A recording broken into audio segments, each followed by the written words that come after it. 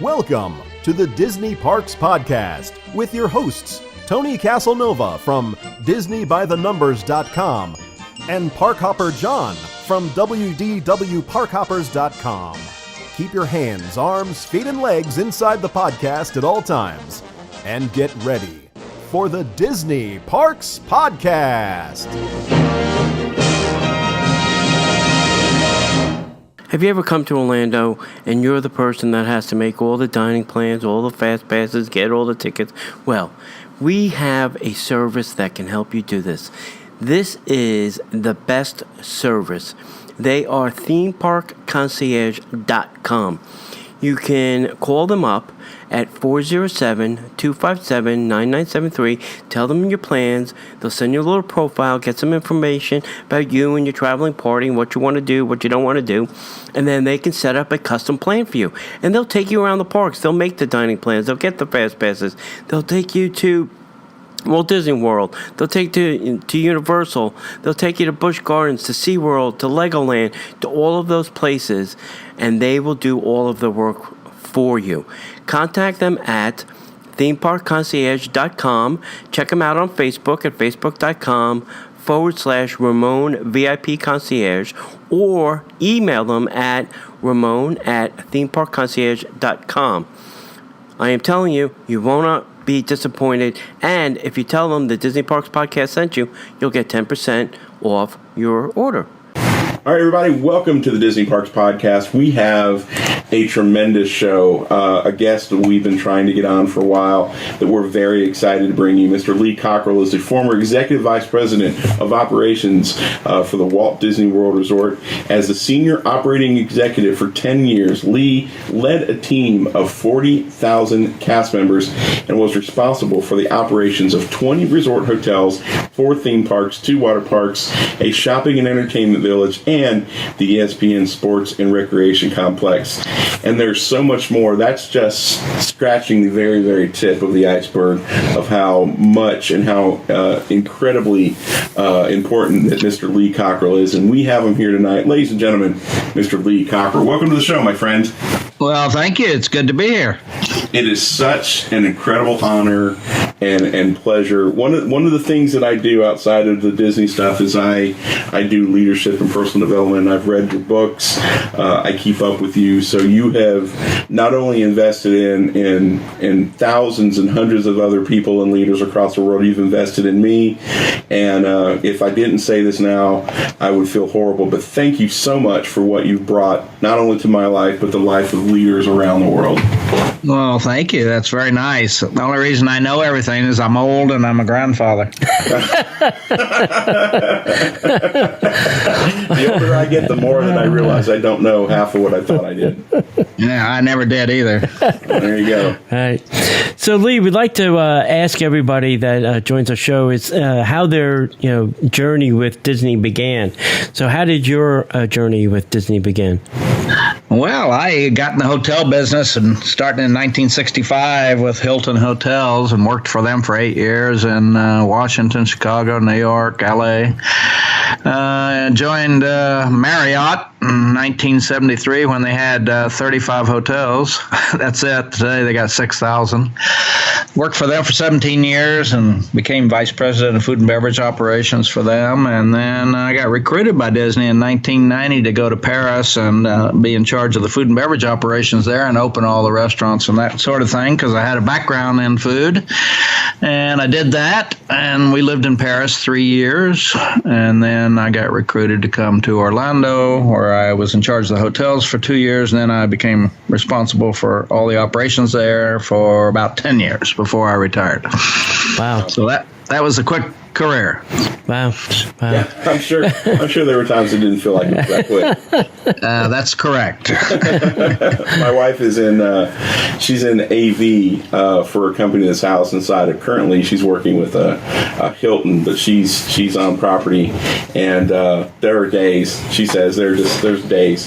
So I feel for you. Food and beverage is not an easy gig, my friend. It's a tough business, and the worst days were the one job I got about 4 40 years ago. I got fired after 90 days because the place went bankrupt. And so that wasn't a good day, but my wife thought it was good because she didn't like where we were living. So she said, good. Yeah. Yeah. Was it hard to do food and beverage in Paris? I would think, they're pretty much foodies over there. That would be a tall order. Yeah, it was actually. But the bigger problem was just we had nobody there. I mean, it was a startup, so I had to go around the country for months and hiring chefs, food and beverage managers, restaurant managers. I had to hire about 225 with the goal that they spoke French and English. And so we were on the road for months and months and months trying to find these people. So that was the hard part. But I met Julia Child while I was there, and she looked down at me and said, Mr. Cockerell, I hope the food's going to be good here. I said that was a little pressure. And France, food, that's what it's all about. Yeah. And so we really worked hard on it, and we had some great people there, and they did a great job. And it was hard, though. But we put a lot of American wines in, and the French loved them. I mean, we were the first ones to bring American wines into France, and they just thought they were terrific. So we got a little credit there. Oh, very nice. I got to go over to Disneyland Paris about 4 years ago, and every time we ordered a bottle of wine, it wound up being an American wine. Yeah. Well, when we first went there in 1990, there was zero American wine, and you were hard pressed to even find an Italian or a Spanish wine. I mean, it was all French, and so it's changed a lot, like every country. Right. Yeah. So who was your next up the food chain? Who was your direct report? Because I know that was a big project for Michael Eisner, but who was actually the person you were reporting to while you were doing all this building Euro Disney? Yeah, I was reporting to a guy named Sanjay Varma who had worked for me at Marriott, and he had left and gone to Disney. He was the executive vice president over there. Wow. And he called me, and I ended up working for him. So I guess I had been nice to him. So you got to be careful because we switched. On the way up. Yeah, so that was great. Michael Eisner was there a lot, and Frank Wells, and everybody in the company came to visit us frequently. So yeah, it was great. What was it like when Frank and Michael were around? Were they? I mean, I know they're executives, and I know that they were trying to get a park built. But what were they like to be in the room with? I mean, because we've read books and we've heard stories. Yeah. You have firsthand knowledge. Yeah. Oh, they were very professional. I never had any issues with them, but I didn't go to bed till I was sure they were asleep. So smart man. I didn't want them wandering around without me around. So I actually knew which room they were in, and I waited till I saw the lights go out, and then I went home. Wow. Yeah. Wow. Jeez. Yeah. We'll skip that. But talking about Disneyland Paris, how do you feel that now that Disney's bought most of those shares back, from Disneyland Paris is now have a better control of what could happen there? Yeah, I think the problem, we had problems from the start because we had too much debt. Right. We built too much too soon, had about $2 billion debt, couldn't make the principal, just ended up barely making the interest payments to the banks, and then having to refinance every 5 years because we ran out of cash. And that makes you do things you don't want to do, like all of a sudden you start scheduling less, and then you don't do the maintenance. And so I'm glad they've got it back, and they're putting it back into shape. And it's just like when you buy a house and lose your job. You don't paint it, you don't take care of it, you don't do anything. Right. And so, yeah, that was a good move. I'm glad they finally moved in there and bought that back out. Yeah. So you come back over to the United States, and you're now the executive vice president at Walt Disney World Resort. Could you kind of walk us through what a day in the life was for you? Because, we're just fans. We don't have any idea what you guys go through. Could you kind of give us like a kind of a 36,000 foot view of what a day was like for you? Sure, I'm sure every executive or manager at Disney would give you a different story, but I'm a very routine person. I like routine.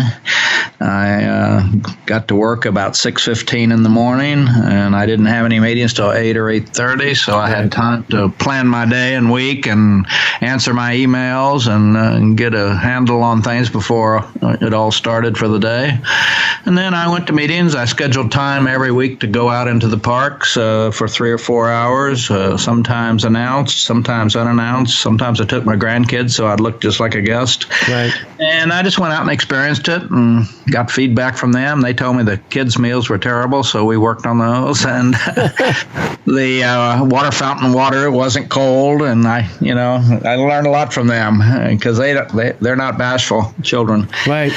So that's how I stood in line and got a feel for how it was really happening, so that I was aware of the truth. Because I always tell people, even in my book Creating Magic, I say if you don't know the truth, you can't make good decisions. So you got to go find out for yourself.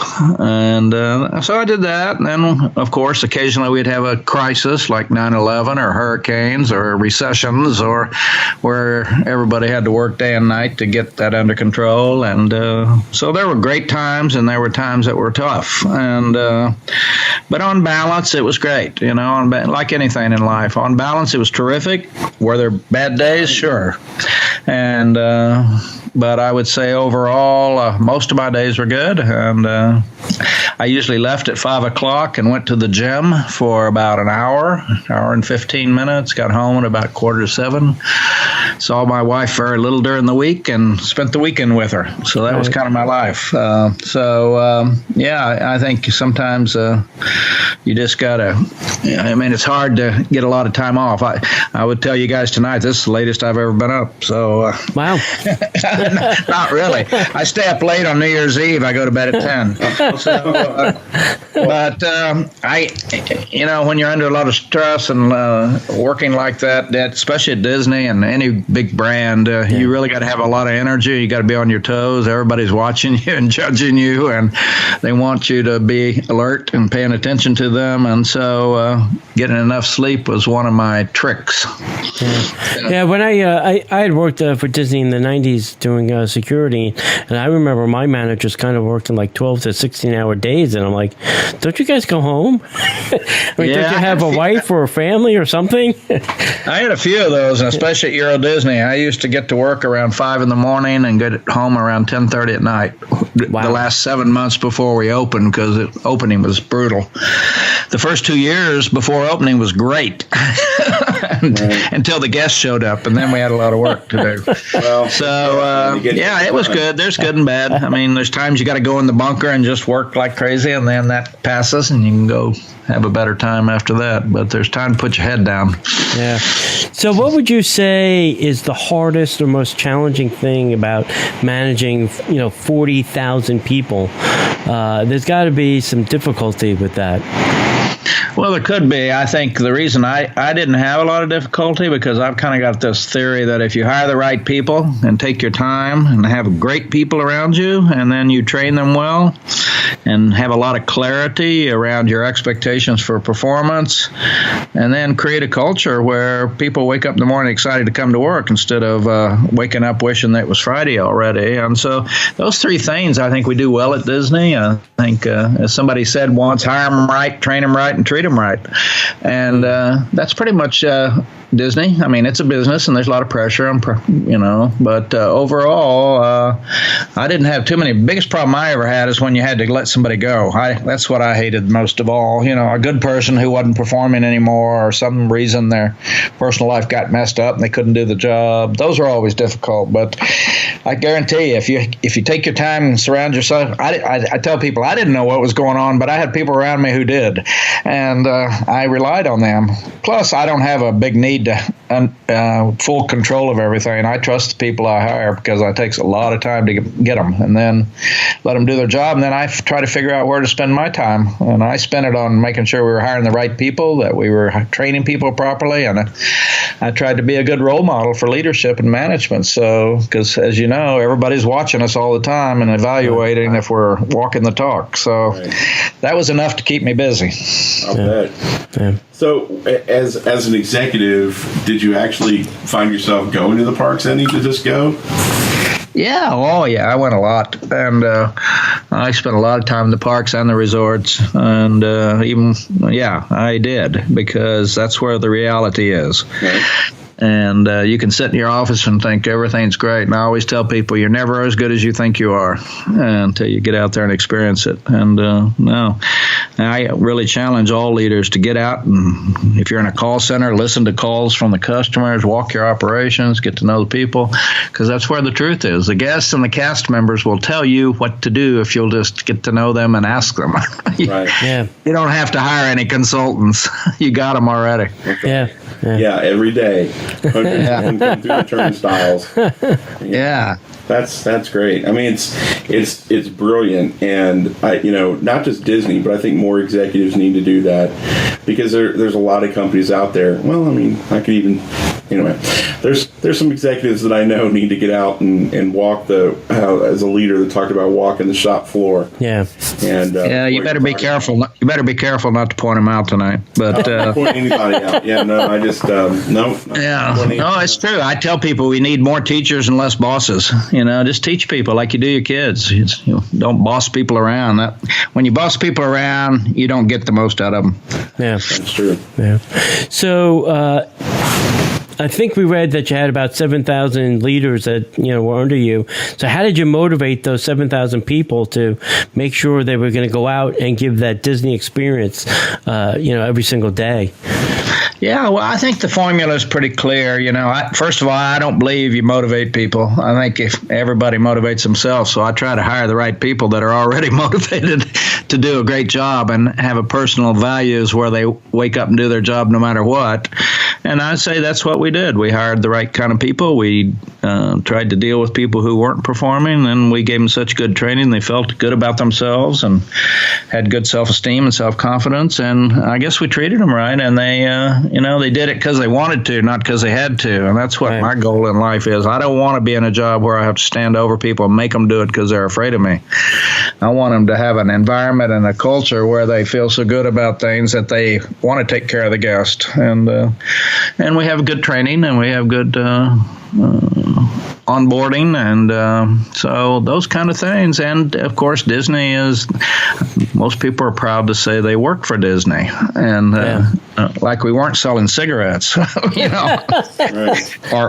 oil or something that makes people mad. So I was pretty good shape because 99% of our guests are already happy when they get there. So we just got to keep them happy. That's right.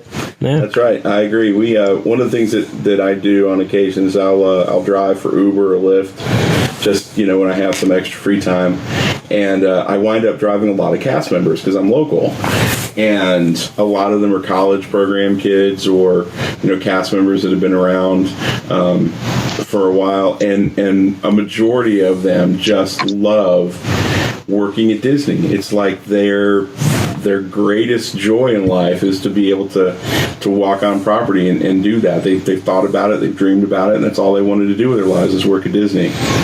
Yeah, that's true. I run into a lot of parents that are glad their kids did the college program because it put a good Disney name on their resume and helped them all the rest of their careers. And then we got a few that are not too happy working there. So I'm sure they get in your car too. Yeah. No comment. But they're easy to figure out who they are, Lee. Yeah, what happens, people sometimes go along in their career and they get disappointed things didn't work out the way they thought they would 30 years ago. And that's understandable. And then they start to get a little attitude. Just as long as they don't share that attitude with the guests, it's fine. I tell people you don't have to be happy to work at Disney. You got to act happy for 8 hours. Right. So that's it's like putting on a show. That's what we do, and we got a part in the show, and we do it. That's right. And that's what professionals do.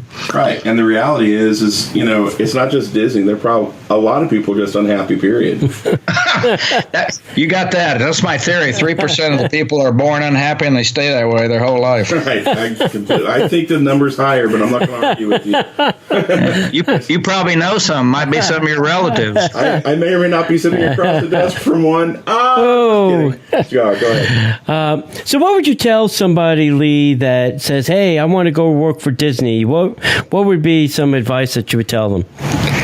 First of all, I get that question 100 times a month, but I tell them, if you really want to be with Disney, I don't care what you got your degree in, I don't care if you have a degree, I don't care anything.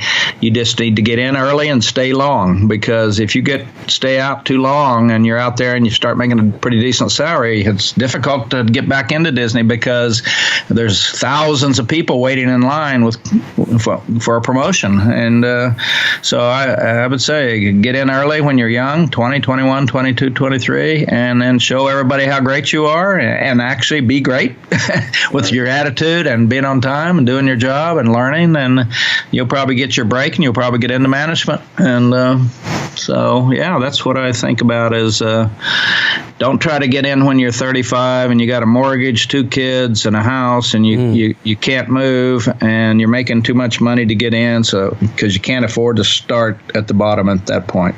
Start at the bottom when you're young. Right. Yeah, that's one thing I did when I worked there is, it may not have been your dream position that you were hired for. It might have been custodial, a security host, or whatever it is, but at least you got your foot in the door and then could make the move to something else within Disney. And lots of cast members never stay really in the same position very long. They're always moving to something else. Well, and I tell people, they say, what do you think's important? I say, experience, get experience. Yeah. That's probably experience and travel. I tell people exposure and experience are the 2 big things that'll drive your career. Yeah. Absolutely. So we know that, you have a lot of people that interview you from Disney like we are. So if it's okay with you, we'd kind of like to ask you a couple of questions about the future for Disney, just to kind of get your take on it. All right. Do you think that we'll ever see a 5th park at Disney World? Yeah, I've been asked that a few times. I doubt it, because already you can't see them if you're here 2 weeks, and most people are here 4 days, maybe 5. And Disney has enough room in all 4 of the current parks to make them bigger as they have more demand for more attendance. So I would be surprised, because I'm not sure you'd ever get the money back to build a 5th park. It would probably cost you $1.5 billion now. Wow. And so I doubt it. I think I'm not even sure we'll see any more parks anywhere, because you got to be careful not to start losing business because if somebody says Brazil or South America, that I don't think that'll ever happen. Yeah, because we want those people up here, right? And in California, of course, and Canada loves to come down here. There's not going to be one there, and we got now one in Shanghai and Hong Kong, and that's pretty well covered. Yeah. I guess one day somebody might think India, but their middle class is growing pretty quick. I think India has more people in the middle class in India than America has population.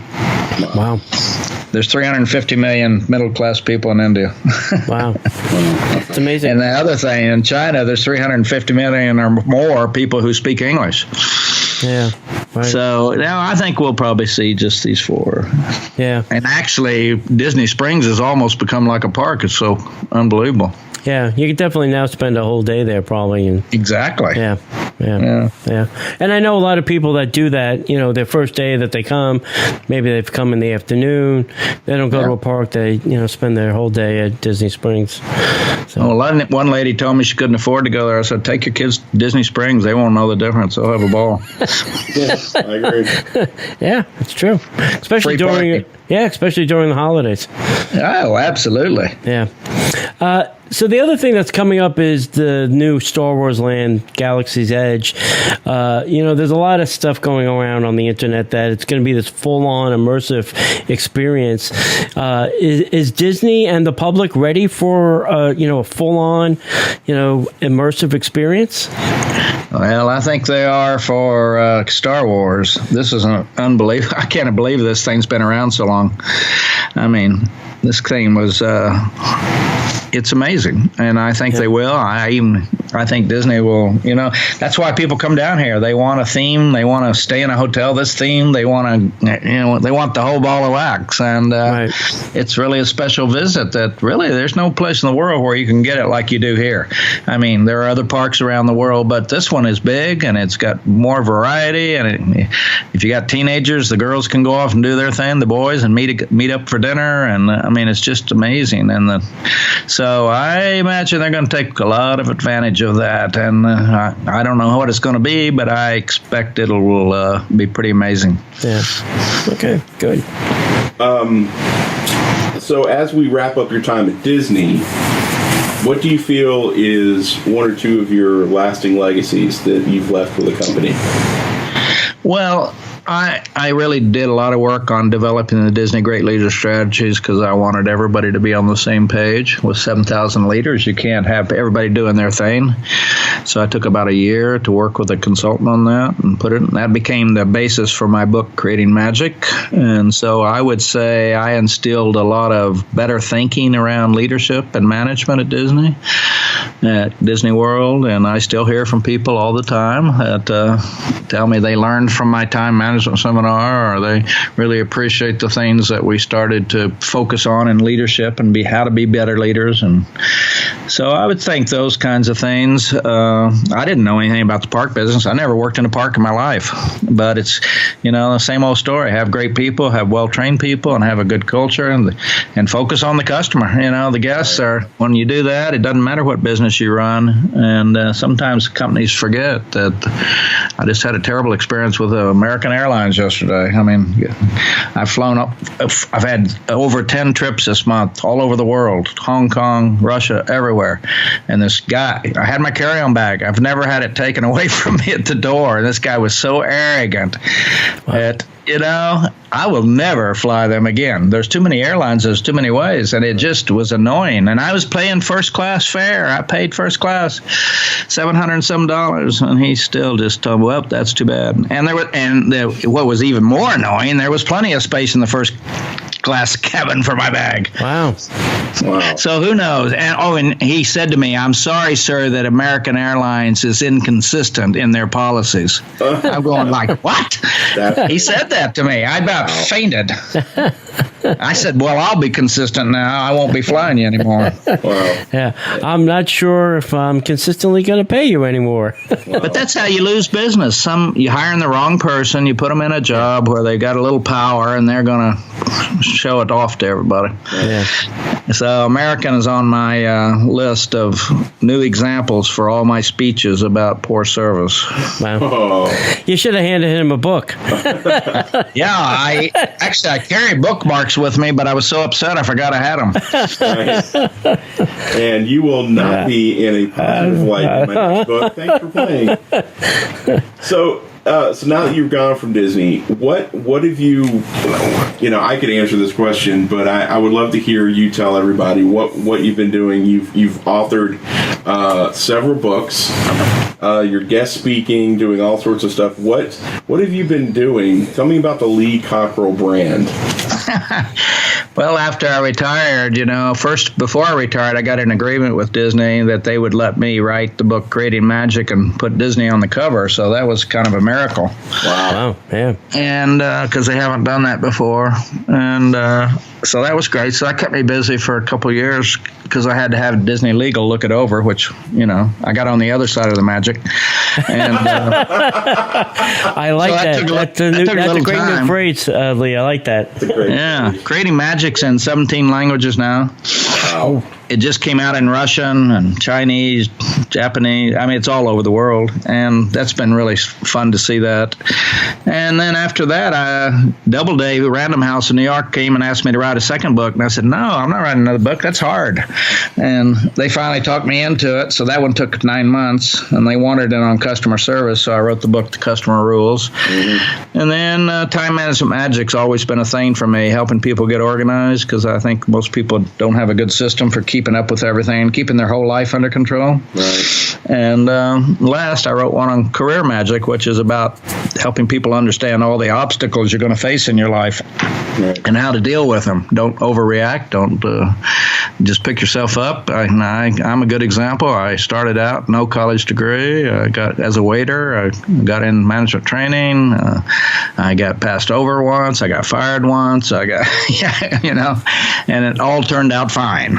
And sometimes we take things too seriously and don't just move on, and it can happen. So I wrote those 4. I put a website up when I retired, and I just kept adding to it. So everything's on my website now. If you want to hear my podcast, Creating Disney Magic, it's 15 minutes every Tuesday, and it's good lessons in leadership, management, and customer service. My books are on there. I have a couple of teachers' guides for people who are teachers and professors that are on there that they can print out on how to teach the course. A lot of schools and colleges, universities are using my material now in the classroom. Oh. So I just finished with the University of Oklahoma and Oklahoma State this week. They're using it.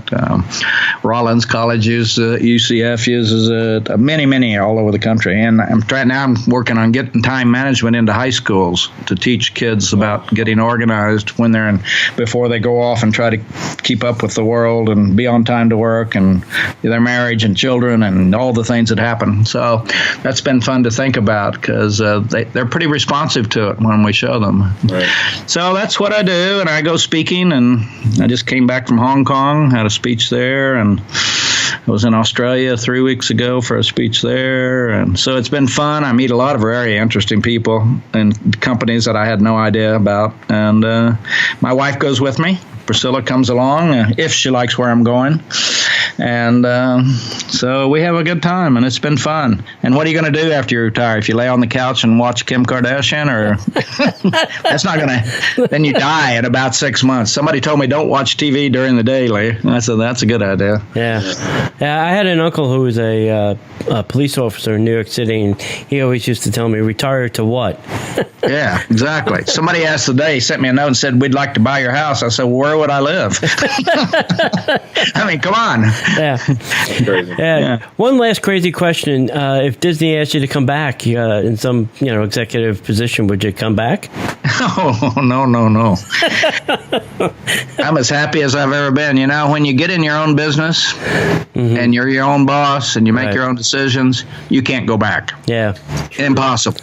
I mean, I love what I'm doing. I don't have anybody telling me what I can spend and not spend, and I don't have a cost management. I don't have recessions. If they have recessions, so what? I still keep pretty busy. So, no, entrepreneurs. That's why so many kids want to be entrepreneurs today. They want to guide their own lives, and corporate life's great, and it gives you a lot, but it's tough. Yeah.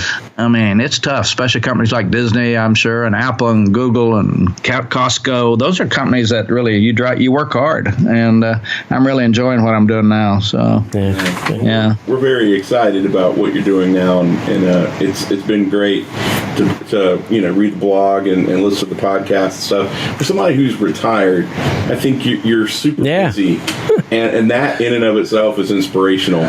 So that's pretty cool. Well, yeah, and I suggest anybody that's getting older should be thinking about what are you going to do when you retire, and because it doesn't matter if you're doing what I'm doing or you're out helping a nonprofit or American Cancer or United Way. There's plenty of things that need people that have got good experience, especially Disney experience, and you can go, but it's very rewarding, by the way. The most reward I get on my work is when people call me and say, wow, thank you so much. I never thought about that before. Or it's changed my life, or I'm more organized now. I'm healthier now.